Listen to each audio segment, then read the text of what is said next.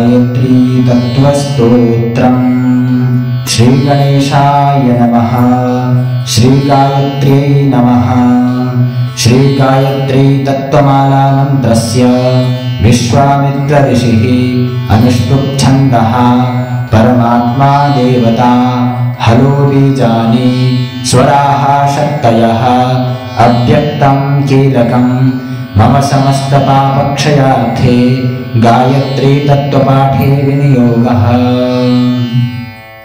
चतुर्विंशतितत्त्वानां यदेकं तत्त्वमुत्तमम् अनुपाधि परब्रह्म तत्परज्योतिरोमिति।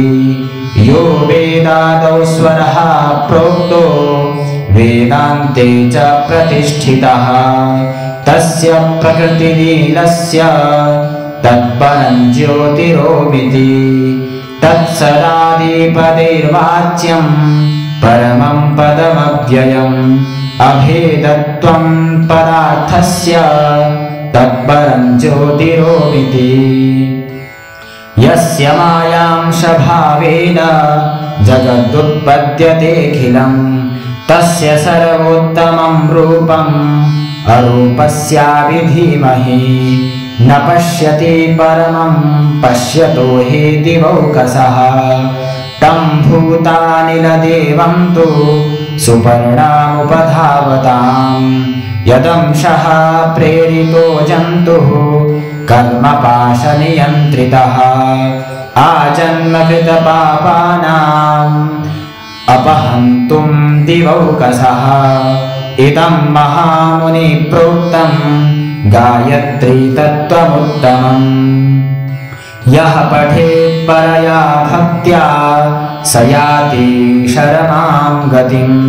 सर्ववेदपुराणेषु साङ्गोपाङ्गेषु यत्फलम् सकृतस्य जपादेव तत्फलं प्राप्नुयान्नरः।